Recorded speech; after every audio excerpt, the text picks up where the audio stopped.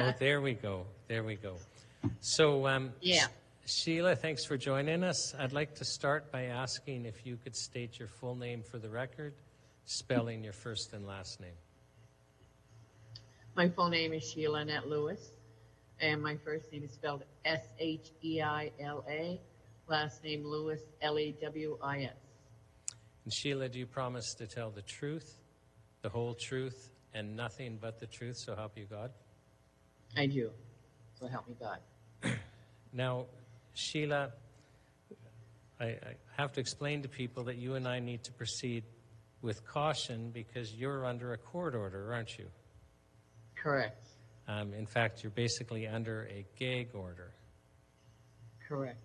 So you can't mention the name of an organ that you're going to not mention but kind of talk about today. Is that right? Mm-hmm. Yes. And you can't mention the names of doctors. Correct.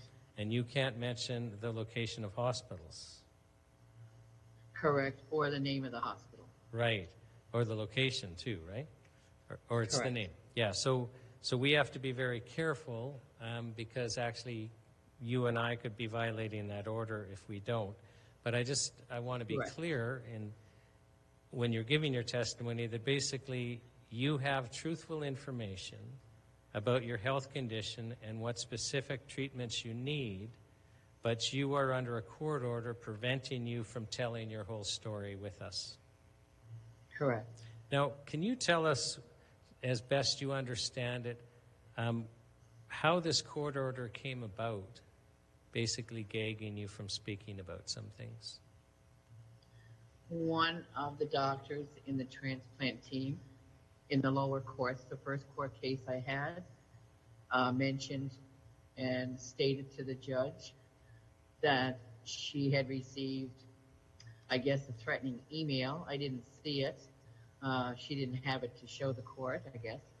But anyway, she stated she had got a threatening email and she was scared for her life, I guess, as she stated. And I guess they asked the courts to put a gag order to hide their names and location and what we mentioned against me in order to protect them. How many doctors are involved in this lawsuit?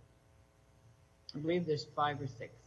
Okay, so 1 out of 5 claims to have received an email that's not produced to you or the court, and there's a gag order covering all 5? Correct. So without violating the order, and I'm going to lead you a little bit, and just so that the people watching your testimony understand, leading is where the question kind of suggests the answer. And so we're just doing that so that we don't inadvertently violate the court order. It's a severe restriction on Sheila's ability to testify, but we don't want to violate the court order. So you have a life-threatening condition. Yes, I do. When did that develop? It started in June of 2019 when I found out. Okay. And because of this life-threatening condition, you were told that you needed something. Don't mention the organ, but tell us what you needed. I needed a transplant. Okay. And a double organ transplant. That's what I needed. Okay. And I will just indicate for the commissioners that a copy of the court order has been entered as Exhibit OT5. So when you need an organ transplant, how do you get on the list? By doing a very thorough series of tests from head to toe. And when they say head to toe, believe me, it's head to toe. There's a lot of testing. They go through, they test all your organs to make sure they're healthy and in good working order.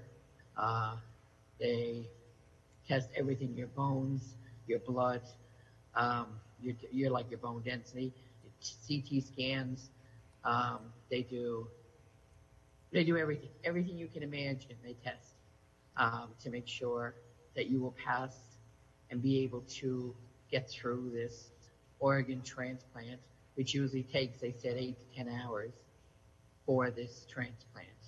Okay, and By the time you finish. I just want to make sure that I understand. So you basically have to go through an entire range of tests, basically to make sure that your other organs are all good and you're strong enough so that you survive the surgery, and then also, it wouldn't be a waste of time. You would survive it. And your heart is a big one too. They test that, make sure there's no blockage. You got to go into day surgery for that. If there's a blockage, they have to put a stent in. And like I was told, if there is blockage, I probably wouldn't get the transplant. I had absolutely no blockage, and they said my heart is very strong. So, I was really, really happy when I heard that. I went through a lot of testing, I redid all the vaccinations as well, my childhood vaccinations. And how long did this testing take? The testing for my organs and whatnot, and to make sure my body was in very healthy condition. It took pretty much the year. Time they did them all, spread them out, and did everything. It took a long time. Okay, so you basically went through a year of testing to be able to qualify to get on the organ transplant list, and the testing went well. Very well, yes, very well. Okay. So now, did you smoke, drink, or do any drugs or anything like that? I've never done drugs in my life. I've never drank. I think maybe when I was 16 or something like that, I drank like beer or something, and I didn't like the taste of it, and I tasted. I think back then it was like Kelly's wine or something, and it was absolutely ferocious. So that kind of just threw me right off the alcohol. And then I had alcohol in my past, so not by me, and that put a big damper on it. So I just never get into the alcohol. Then I had children. I dedicated my life to my kids and my work and whatever. And smoking, yes, I did. I smoked cigarettes, but I quit smoking in 2015. Okay.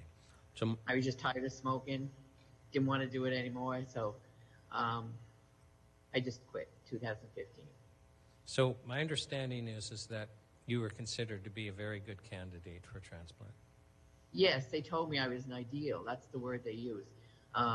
One of the doctors looked at me in one of the meetings that I had with them I was pretty near said the location in Alberta here.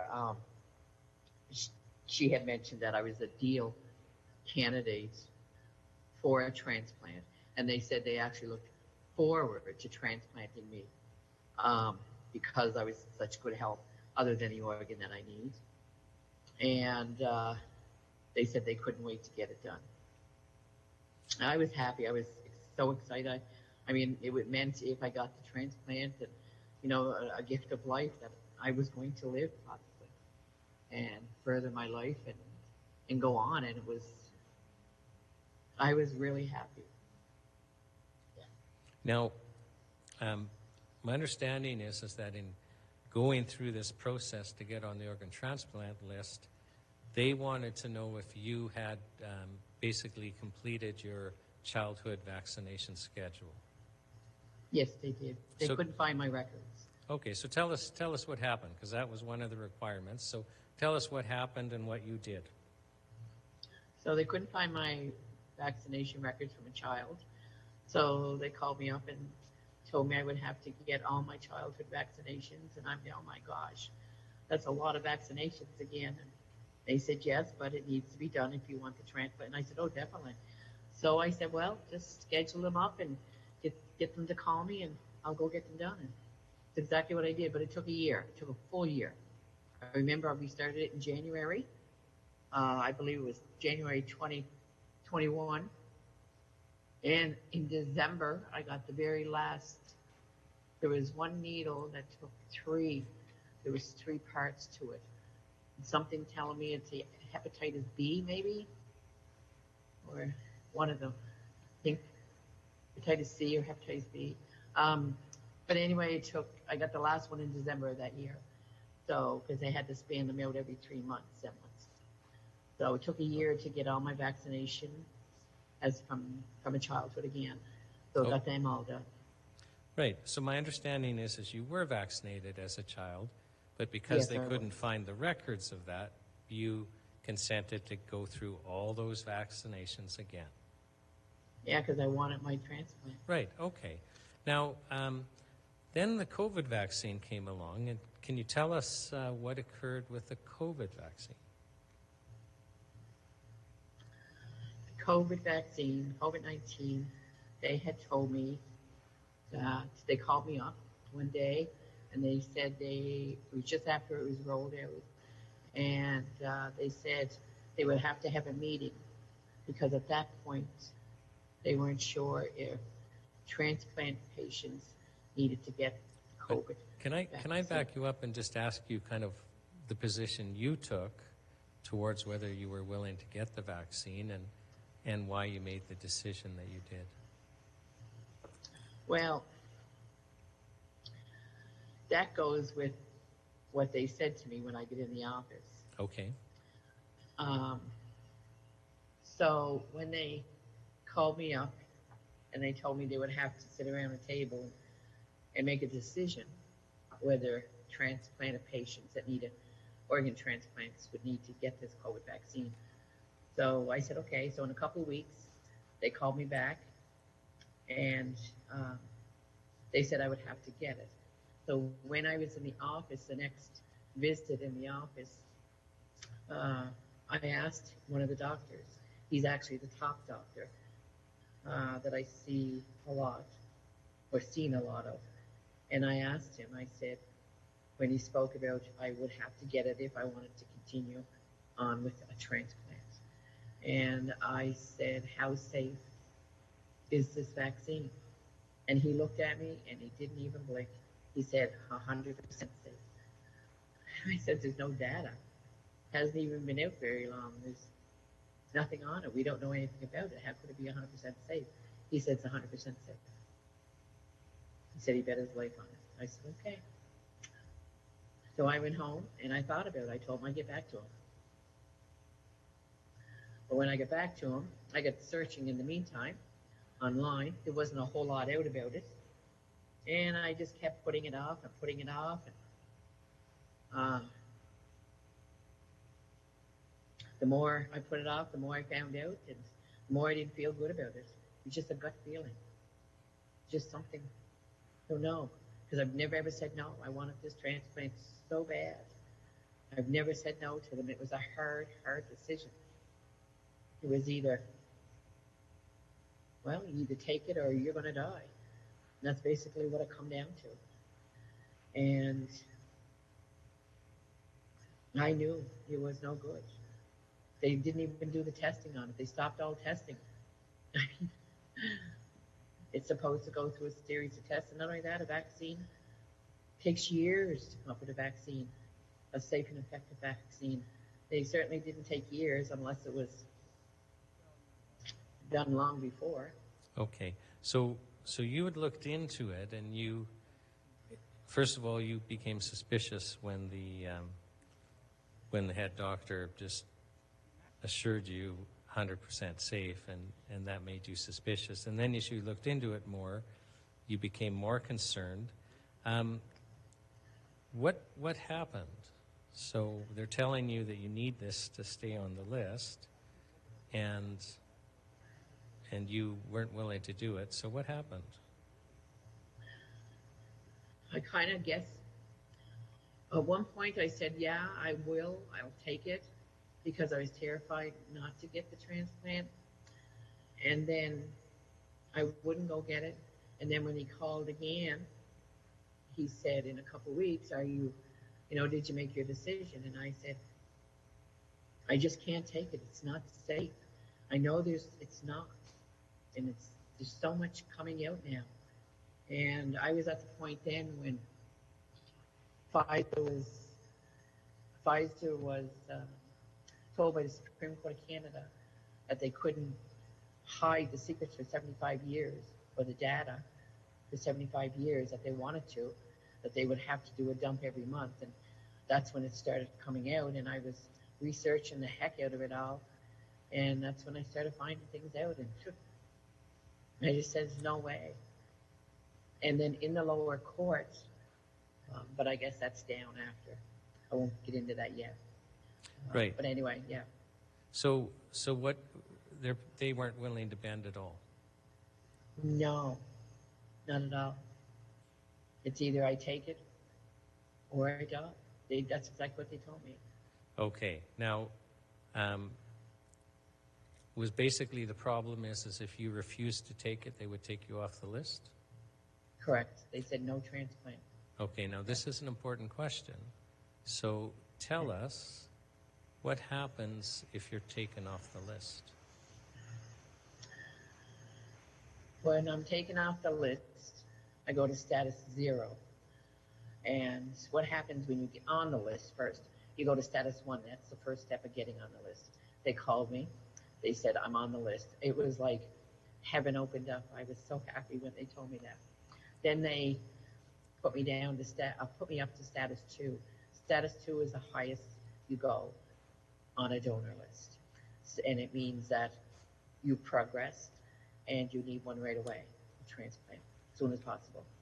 So when they take you off the list, they take you from status 2 to the top of the tier, right down to the bottom, which means 0, and you're inactive. They are no longer looking for an organ for you. Now, do you know, is it possible to really get back on the list again once you're taken off? It is if you're at status 0, but it's not if they remove you altogether. And the only reason I'm not moved, in a sense, is because I have court action, like going through court. Right, okay.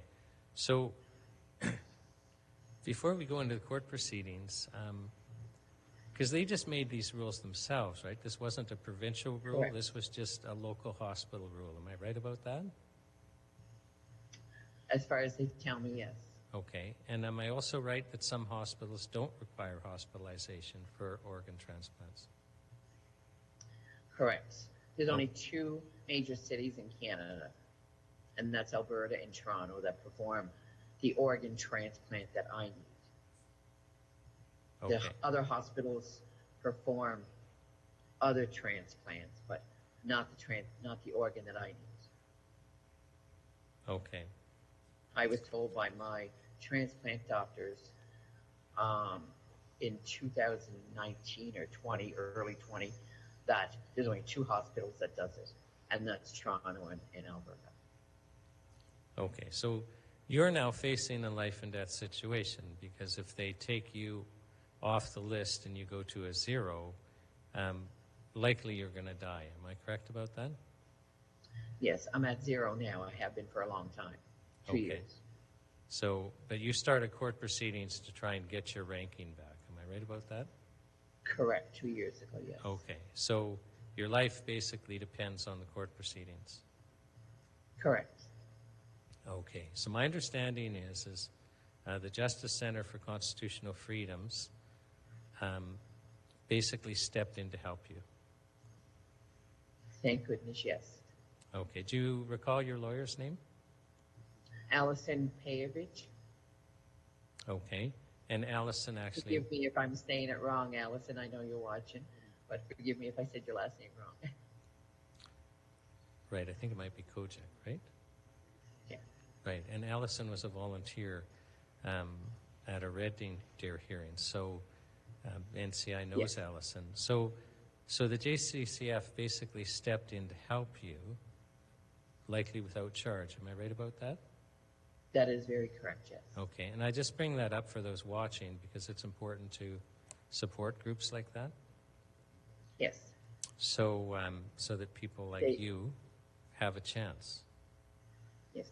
They gather donations in order to help people like myself and other people that need legal proceedings, needs a lawyer. So they step in and help, and society donates to the JCCF in order for them to do this, to help people like me. Right, because you didn't have the resources to hire a lawyer yourself. No, definitely not. It costs a lot of money. Okay, and my understanding is you brought a constitutional case, basically arguing. I haven't looked at the pleadings, but I know you would have argued your Section 7 right for, life, liberty, and security of the person, amongst other things. So you guys brought a constitutional argument. What happened in the court of now King's Bench? Basically, what it come down to was that they went with the Bill of Rights, and they agreed with the doctors that I should get the vaccine in order to get a transplant. And they also agreed with the doctors to put a gag order on me, and I lost. Okay. It didn't matter. It was no longer my choice, my body. I lost, plain and simple. They went with the charter. Okay, so you're basically going to court saying my life depends on this transplant, and the only reason they're saying I can't do it is because I won't take a vaccine, and you would have been pointing out that the vaccine is very new, and the court... Welcome back to the National Citizens Inquiry as we begin Day 3 of our Regina hearings. This is the 27th day of hearings for the National Citizens Inquiry. We're in our 9th city. For those of you who are not aware of the National Citizens Inquiry, we are a citizen-organized, a citizen-led, a citizen-funded group that is committed to having an independent inquiry into how all levels of government handled COVID. Our commissioners are completely independent of the administration. We have no influence as administration on their report, on their findings, on their recommendations. All our witnesses are sworn to tell the truth, and then they're questioned by lawyers, they're questioned by the commissioners. It's a unique format. Our mandate is to listen, actually listen to experts and fellow Canadians, to learn from what we hear, and then for the commissioners to make recommendations going forward. So welcome. If you have not watched the National Citizens Inquiry before, if you watch a full day of hearings, you will never be the same. This is now day 3 of the Regina hearings, and I have to say that these last 2 days, although I have participated in every other day, I've watched every second of the National Citizens Inquiry. I've attended at almost every single hearing, and I was rattled. Yesterday when Dr. James Thorpe was testifying, I literally felt like weeping. I was just so shocked and so upset from what I was hearing, although I shouldn't have been surprised. It's just sometimes when you see things more clearly than before, you're deeply affected. Commissioners, before I formally open, I want to give some administrative points and then also an opening statement. So administratively, I'll ask all of you, because these hearings are so important. They do change people's perspective. They give information that allow people to consider things that they haven't before. You know, we're not free. In fact, we're fully imprisoned if we're only being told one side of an important incident, an important event, something that we're actually still experiencing.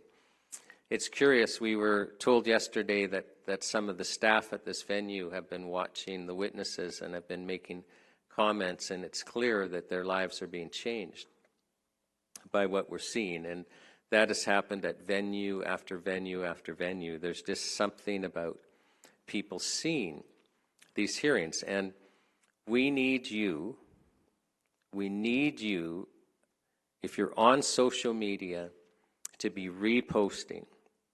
And if you're on social media, go to our official channel. So you have to go to nationalcitizensinquiry.ca. Just think of .ca for Canada. And I have to say .ca because there is an impersonation site actually intended to draw you away so that you're following impersonators and not the NCI. But this type of thing happens. We're in a full-blown war. Lives are at stake. And we can't expect to be immune from this type of thing.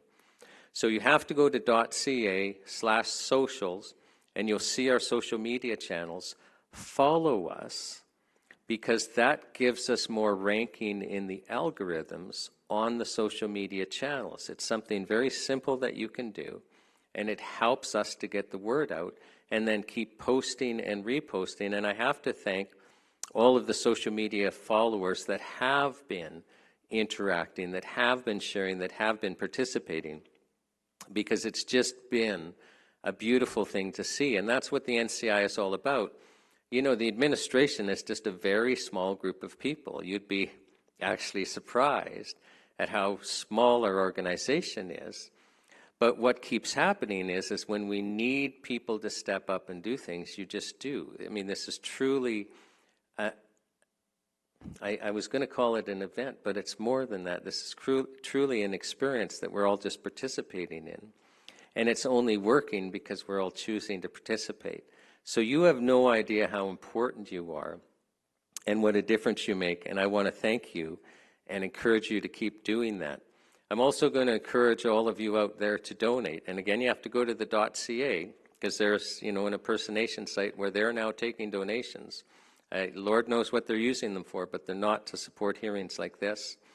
And in fact, if you used to e-transfer to us, you have to go into, you know, log into your bank, go to e-transfer and delete the old payee. You know how you set up a payee to do an e-transfer, so you've got National Citizens Inquiry in your list? You have to delete that, because it'll take your payment. We don't know where it goes, but it no longer goes to us. So we have no control over that, and obviously you don't want to be donating, thinking you're donating to us, and it going somewhere where we can't even tell you where it goes. So you have to reset us up as a payee if you're going to e-transfer, and the details for doing that are on the .ca donate page. So we thank you for that. Just so you know, none of the NCI board, you know, myself as lead counsel for the NCI, the commissioners, we're all volunteers. So we don't take any payment for what we do. But, you know, we have to rent the venue, we have to pay for the AV team, we have to, you know, pay for travel and the like. And it just, you know, it adds up. Our average cost is around $35,000 a hearing, and it's all funded by small donations from you. And so I'd like to encourage you to continue to donate. And we're so thankful. Here we are putting on another set of hearings. And it's because of you. And I have to say that, you know, one of the absolute biggest honors in my life have been able to participate with you, with the commissioners, with the witnesses, with the volunteers in these hearings. It's quite staggering, and it's been an absolute honor to participate with you in these opening statements. I'm always very curious to see what's going to be said. And some of you will know what I'm talking about, and some of you won't. The last housekeeping thing is yesterday, when we had Colleen Brantsey on the stand, we played a short video of her husband Bert 2 days before he died of cancer. And Bert loved the Johnny Cash song, and it's being played on a cell phone, and he sings along as best he can. Well, the YouTube basically gave us a strike for copyright violation for that short video, and if we get 2 strikes, our account's deleted. So those of you who are watching on YouTube, we're going to ask you to transition to our Rumble channel. So we're going to put the link for the Rumble channel in the chat. The link to the Rumble channel is also in the YouTube description. And then, of course, you can go to nationalcitizensinquiry.ca for Canada, and you will find it there. And I have to say, I found it interesting. I mean, we went, Well, we went till after 8 o'clock last night. So we probably live streamed at least 10 hours of evidence. And here, we've got literally 30 seconds of this, little clip with Johnny Cash being played. And surely a human didn't catch that. It would have been, an artificial intelligence program that, catches this copyright violation. And that spooked me this morning. When we think about things like digital currency coming, where if we hold an event like this in the future, or if we post something that is not liked on social media, we might find that we can no longer have access to our finances. It's just very interesting. So I just want to transition and just make the statement that God is good. And what got me thinking about that this morning is, the second commandment. And I now expect, even though a significant part of our culture is based on biblical principles, I've been a lawyer for 30 years, our civil law, our criminal law, it's all